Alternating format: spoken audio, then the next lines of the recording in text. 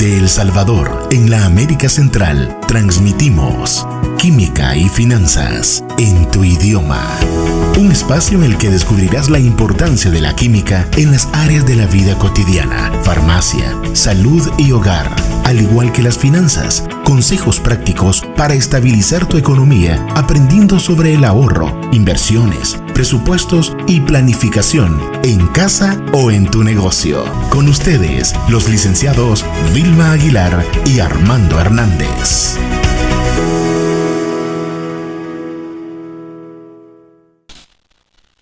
Bienvenidos a tu programa Química y Finanzas en tu idioma, un programa en el cual estaremos desarrollando contenido sobre la química desde un punto de vista sencillo hasta algo más complejo como la fabricación de un fármaco, y además estaremos analizando temas sobre las finanzas personales y contenidos aplicables a las empresas de una forma clara para que cada uno de nuestros oyentes lo puedan utilizar en el día a día. Somos Vilma y Armando y es un gusto presentar en este programa el tema formas farmacéuticas.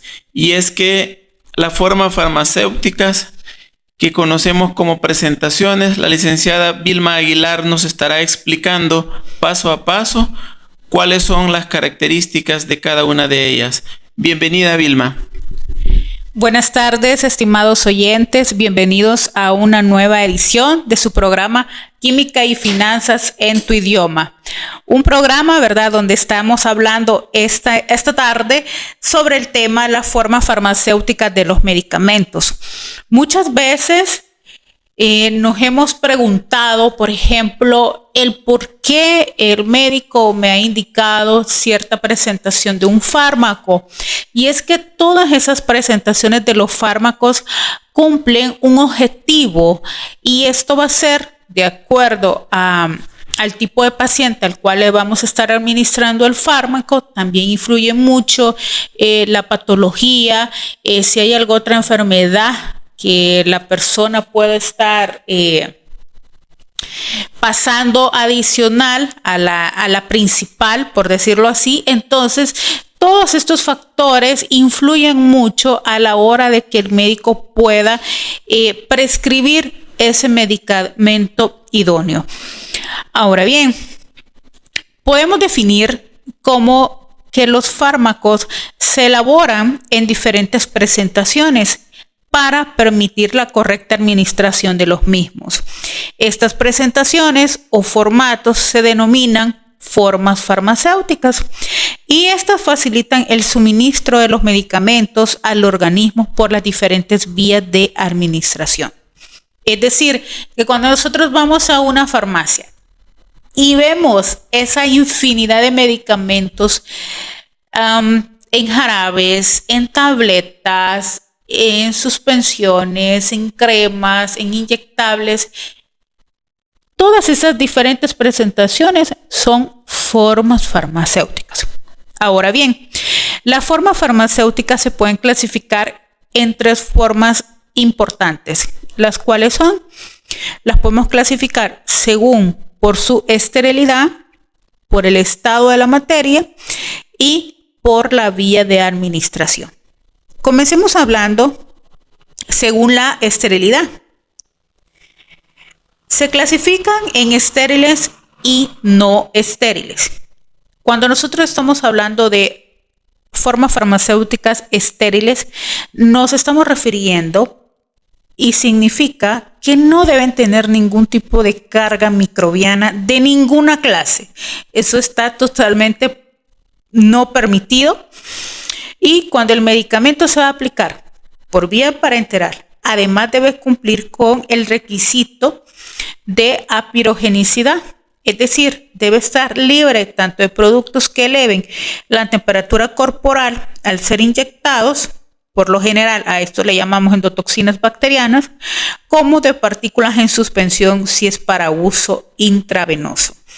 Es decir, que aquí entran todos aquellos fármacos que están inmediatamente en el torrente sanguíneo cuando son aplicados, ¿verdad? Y porque también este tipo de formas farmacéuticas estériles actúan mucho más rápido, ¿verdad?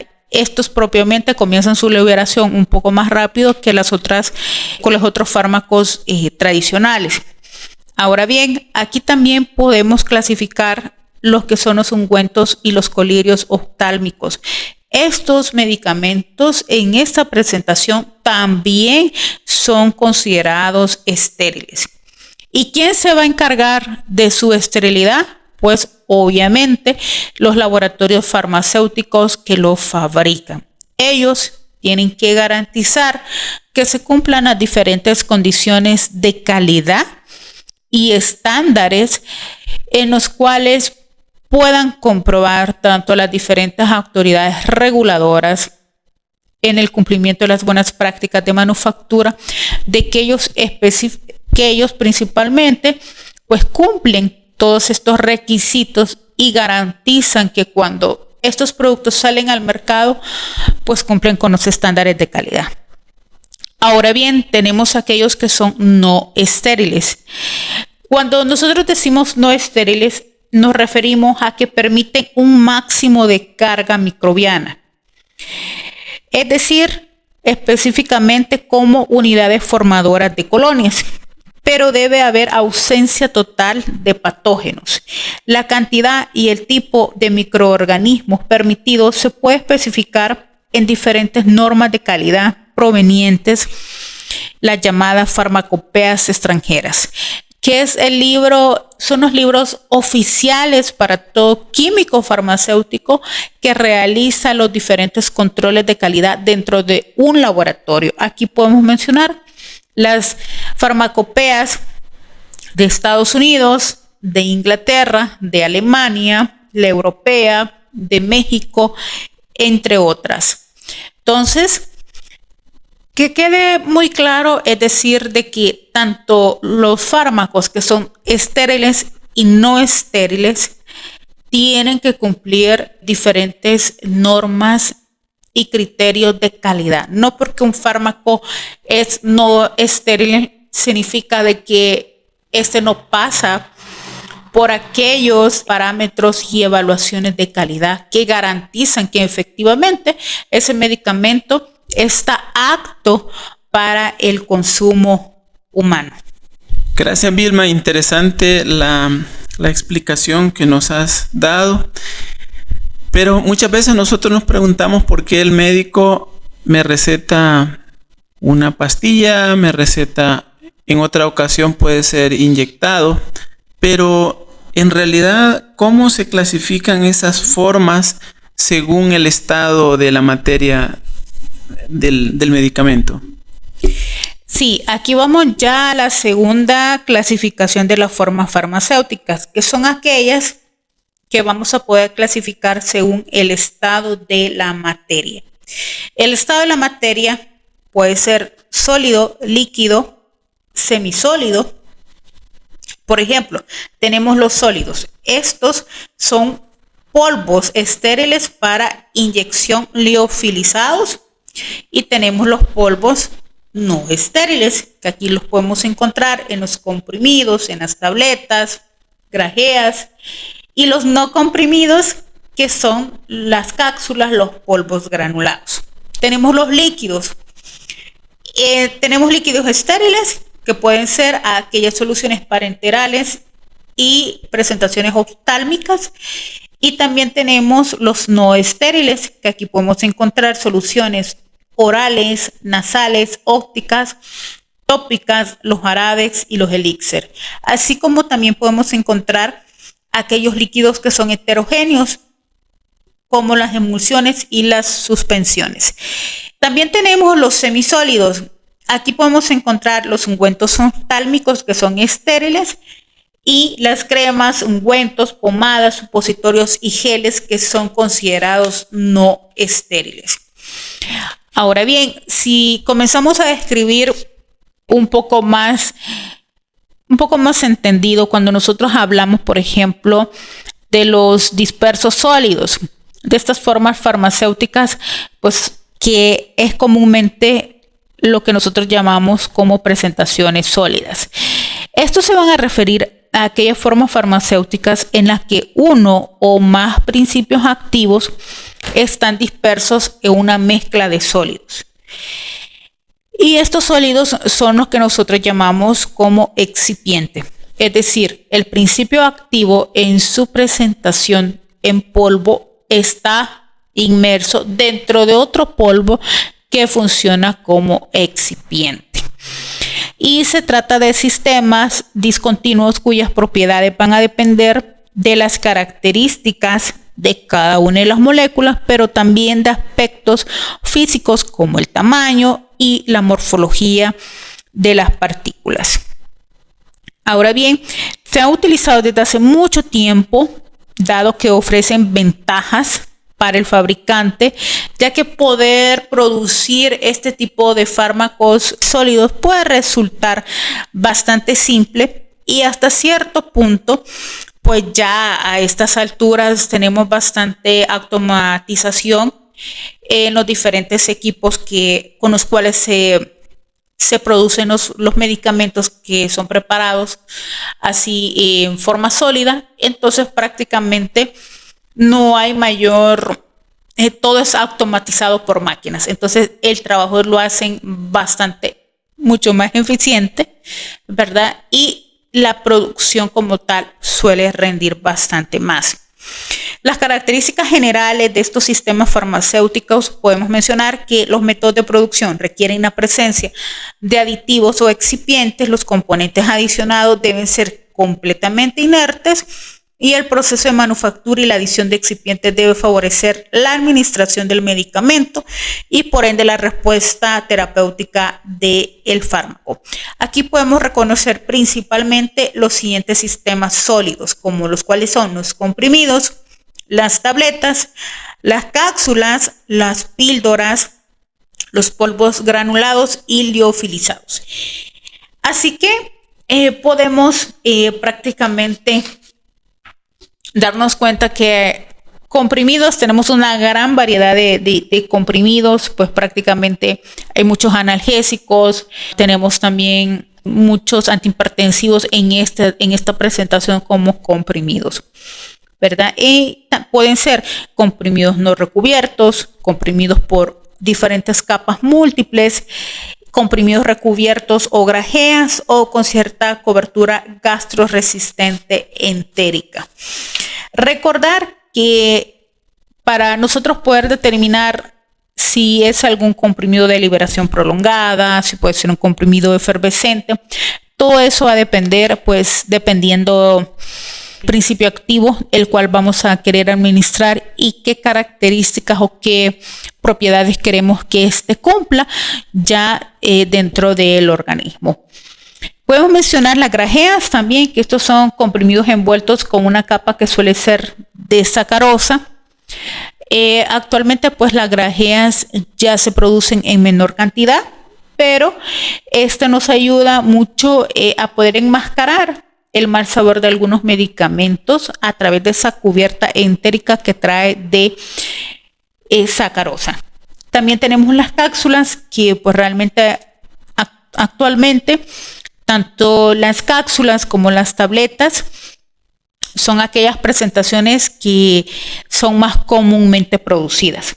Las cápsulas son preparaciones de consistencia sólida formadas por un receptáculo duro o blando de forma y capacidad variable dependiendo, ¿verdad?, la dosificación.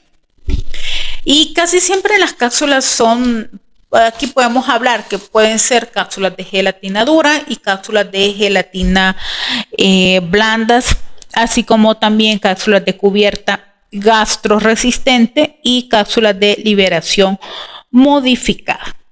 También podemos hablar acerca de los polvos, que el polvo es un principio activo prácticamente disperso o no en otro excipiente, que obviamente este excipiente tiene que ser inerte y cada dosis se administra previa preparación de una solución extemporánea en agua o también en otra bebida. Tenemos las tabletas que habíamos mencionado, que suelen ser también de las presentaciones farmacéuticas más comúnmente vendidas. Estas son pastillas para prácticamente, estos pues se diluyen en la cavidad bucal, se diferencian de las píldoras por el tamaño de los comprimidos y por la técnica de elaboración. Aquí los principales constituyentes suelen ser la sacarosa, el aglutinante, y puede tener uno o más principios pues activos. También tenemos aquellos prácticamente formas farmacéuticas líquidas que aquí habíamos mencionado.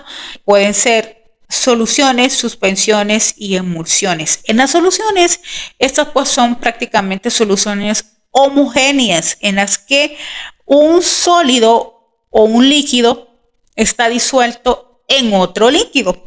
Pueden ser soluciones tanto acuosas o no acuosas, y se consideran soluciones los jarabes, las gotas y también el contenido que viene dentro de las ampollas, que posteriormente pueden ser también administradas tanto vía oral, pero también vía parenteral. Los jarabes, por ejemplo, pues esta es una de las presentaciones más comúnmente para los niños, ¿verdad? Prácticamente cuando nosotros vemos jarabes, pues ahí vamos a encontrar los diferentes principios activos comúnmente prescritos para esa población infantil. Aquí podemos encontrar analgésicos, antipiréticos, también antiparasitarios. Y cabe mencionar que también estos jarabes, hay jarabes especiales que ya la dosis viene siendo modificada para un adulto. ¿Por qué? Porque también hay adultos mayores de la tercera edad que ya no tan fácilmente ellos pueden digerir o tratar de administrarles una tableta. Entonces, ¿qué es lo que dice el médico? Bueno, entonces dejemos un jarabe. Entonces, hay muchos laboratorios que se han preocupado para poder investigar y desarrollar fármacos que comúnmente no los vamos a encontrar en esta presentación líquida, sino que comúnmente los encontramos como tabletas, como cápsulas, pero encontramos que tenemos ya una población que no es pequeña y que está necesitando de estos fármacos en esa presentación. Entonces, pues ellos ya lo desarrollan para que a la hora de poder administrársela no juguemos tanto con esa dosificación, sino que ella venga dada pues prácticamente para adultos mayores. Tenemos las suspensiones, que se trata de un sólido finamente dividido que se dispersa en otro sólido, un líquido o un gas. Se consideran suspensiones las lociones, los geles, las pomadas, los supositorios. Y tenemos las emulsiones, que este es un sistema en el que un líquido está disperso sin diluirse como pequeñas gotas en otro líquido. La viscosidad aumenta añadiendo sustancias emulsificantes. Y en este grupo podemos encontrar las cremas, que se definen como emulsiones líquidas viscosas o semisólidas de aceite en agua o de agua en aceite. Y tenemos las formas farmacéuticas que son semisólidas, que aquí entran los ungüentos, y también tenemos las cremas.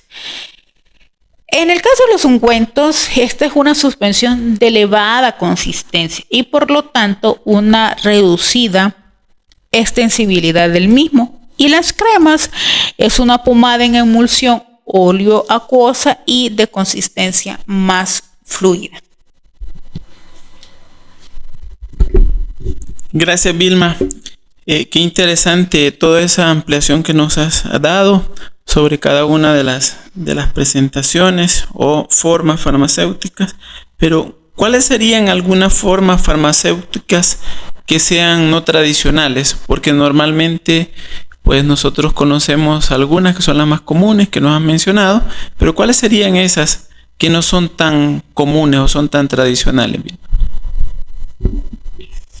Sí, José Armando, existen pues aquellas presentaciones las cuales pues no son tan comunes posiblemente que sean prescritas, pero también son muy importantes y cumplen su función pues dependiendo a qué paciente nosotros vamos a dejar ese medicamento. Aquí podemos encontrar, por ejemplo, los dispositivos de polvo seco, que estos son envases diseñados para permitir inhalar el medicamento sin utilizar gases propelentes. Tenemos las jeringas precargadas, que esta dosis habitual del medicamento se encuentra precargada ya en una jeringa de un solo uso. Aquí, por ejemplo, aquí podemos mencionar las Neurobion, las Dolos Neurobion, que estas pues ya vienen en sus cartuchos cargados. Tenemos los parches, que estos son dispositivos en forma de láminas con adhesivo que contienen un medicamento y estos se aplican por medio de un apósito adherido a la piel. Tenemos los nebulizadores, que estos envases con o sin gas propelente en los que se encuentra un medicamento en forma líquida o semisólida para ser administrado por vía tópica o mucosa mediante la pulverización. Y también podemos mencionar los implantes, que son pequeños comprimidos estériles de forma y tamaño del principio activo a lo largo de un tiempo pues prolongado. Estos son pues algunas de las formas farmacéuticas un poco pues menos tradicionales. Aquí también podemos mencionar los cartuchos presurizados, que estos son envases metálicos en los que está el medicamento en forma líquida junto a un gas propelente para ser administrado por vía aquí podemos mencionar que es por vía respiratoria.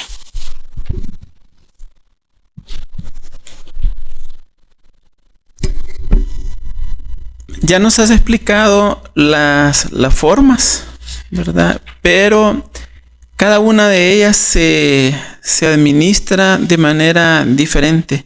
¿Cuál sería esa clasificación, Vilma, de acuerdo a la forma de administración, a la vía de administración de estos fármacos? Sí, José Armando, es muy importante mencionar que las vías de administración son aquellos puntos de entrada del medicamento que se está administrando y los caminos que se utilizan para que un medicamento ingrese en el organismo y alcance los lugares de acción conocidos como dianas. Esto puede ser una acción local en el mismo sitio de su aplicación o una acción sistémica después de la absorción del mismo.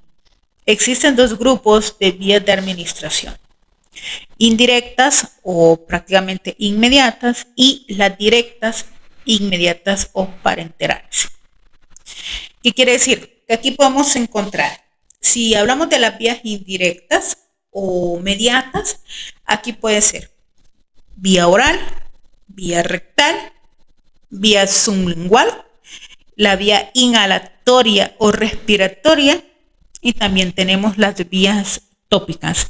Dentro de las vías tópicas, pues ahí están prácticamente, podemos mencionar productos oftálmicos, productos óticos, dermatológicos, desde cremas, emulsiones. También podemos mencionar aquellos productos tópicos nasales, vaginales y transdérmicos.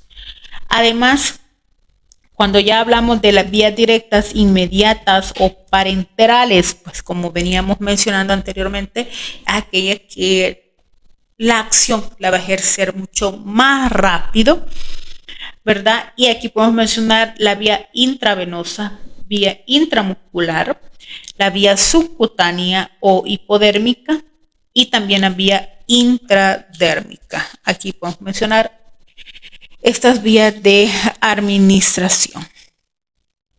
Como pueden ver, pues tenemos tres importantes formas de poder clasificar a los medicamentos, que son llamados también formas farmacéuticas. Recordemos, por su esterilidad, que esta esterilidad puede ser tanto estériles como no estériles por el estado de la materia, que puede ser sólido, líquido, semisólido, y por la vía de administración, ¿verdad? En la vía de administración habíamos mencionado, ¿verdad?, que puede ser vía indirecta o mediatas, y las vías directas llamadas también inmediatas o parenterales. ¿Hay alguna diferencia entre la indirecta y la directa? Pues prácticamente el tiempo de acción de la vía directa, inmediata, pues va a ser mucho más rápido, ¿verdad? Es por eso que aquí entran aquellas vías intravenosa, intramuscular, la vía subcutánea o hipodérmica y la vía intradérmica. Así que pues ya conocimos un poquito más acerca de las formas farmacéuticas.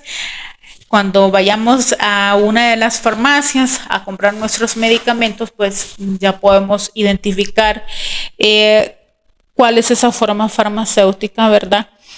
Y es muy importante que pues siempre que compremos un medicamento sea dentro de un establecimiento debidamente autorizado y que revisemos, ¿verdad?, el medicamento que estamos adquiriendo para verificar el lote, la fecha de vencimiento, así como también aquellos lugares que son idóneos para poder guardarlos de acuerdo a la temperatura que exige el fármaco. Y todos estos datos relevantes ustedes los van a encontrar en el empaque del medicamento. Por eso es muy importante pues que nos tomemos el tiempo para conocer los fármacos que nosotros ingerimos.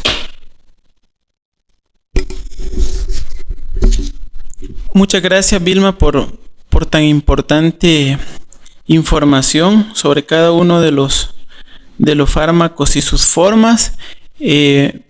En AIH Auditor Business Consultant podemos también apoyar a estas empresas independientemente del tipo de forma para poder seguir o hacer sus registros necesarios para poder comercializarlos en El Salvador. Sí, José Armando, recordar también, ¿verdad?, a nuestros oyentes que si hay algún tema el cual ustedes les gustaría que nosotros pudiéramos desarrollar, pues lo puedan hacernos llegar por medio de los mensajes, ¿verdad? Y recordar también, muy importante, de que nosotros tenemos, ¿verdad?, el servicio de esa consultoría empresarial, así como también el servicio del registro sanitario para todos los medicamentos en sus diferentes presentaciones. Comerciales y dependiendo de igual forma por la vía de administración, los cuales quieran requerirlo. También agradeciendo a Radio Global Coach y PNL por la oportunidad brindada en este espacio. Los esperamos próximamente en una nueva edición más de nuestro programa Química y Finanzas en tu idioma. Feliz tarde. Gracias por tu sintonía. Para contactarte con nosotros, escríbenos a info@ahabucon.com. En Facebook, ANH Auditors Business Consultants. Y en Instagram, AHAbucon. Hasta la próxima, cuando nos encontremos en un nuevo episodio de Química y Finanzas en tu idioma.